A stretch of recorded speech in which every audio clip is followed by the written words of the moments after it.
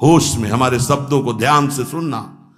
जब इतना गलत हो जाता है तो अपना चेहरा अपने को पसंद नहीं आता और अपना जीवन अपने को पसंद नहीं आता और अपने अंदर से मन कहने लगता है नष्ट कर दो इस शरीर को।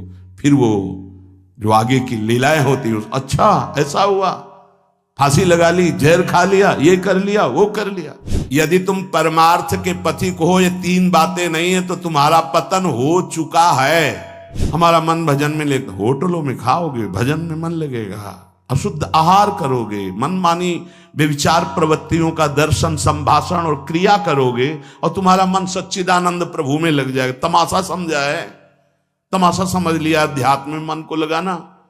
अपनी दिनचर्या में इतना पावर है कि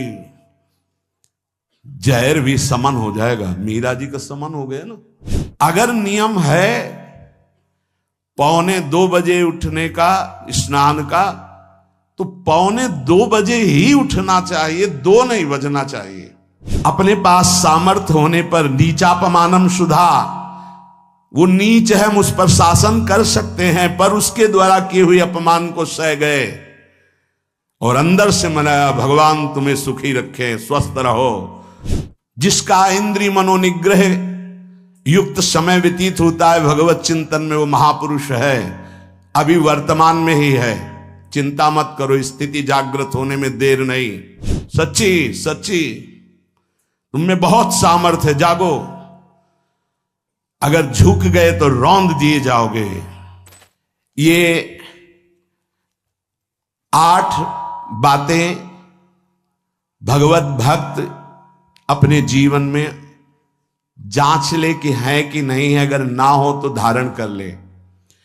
पहला है, संत महापुरुष आपके जीवन में है कि नहीं, ये जांच करनी है। देखा है हमने, अगर किसी संत को आदर्श मानकर आप नहीं चल रहे हो तो दिमाग को खसकते हुए देखा, खसक गया है दिमाग। वो मनमानी आचरण केवल सिद्ध बनने के लिए कर रहे हैं। उनके आचरण ऐसे कि भोले भाले लोग ये समझे कि ये तो सिद्ध है। और जानते हो सिद्ध किसे कहते हैं?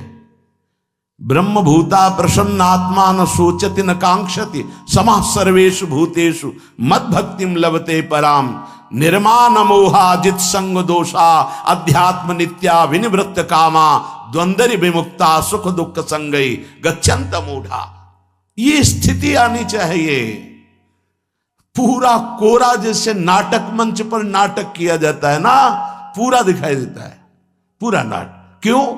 क्योंकि कोई डांटने वाला नहीं है, कोई आदर्श नहीं है महापुरुष जीवन में। जो मन में आवे सो बोलो, जो मन आवे सो नाटक करो, तो 100 200 500 लोग भोले भाले जिनको ककहरा नहीं आता परमार्थ का, वो कह देते मेरे भगवान, मेरे सिद्ध योगी, मेरे महापुरुष, मिटिया मेट कर देते हैं। बात तो तब समझ में आवे जब रसिक जन पास करे, गुरुजन पास कर दे। अपने मन से कुछ नहीं होता, जिसे महापुरुष पास कर दे वही होता है।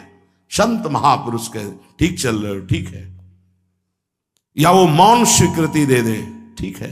अपने मन से सिद्ध बनने पर सिद्ध थोड़ी कोई हो जाता है।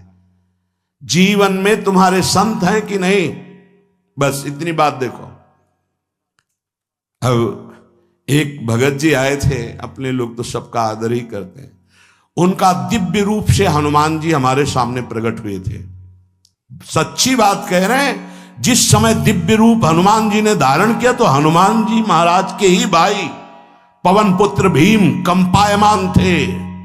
भीम जैसे हनुमान जी वैसे भीम, बड़े बड़े पर्वतों को अपनी टक्कर से चूर करने की सामर्थ्य रखने वाले।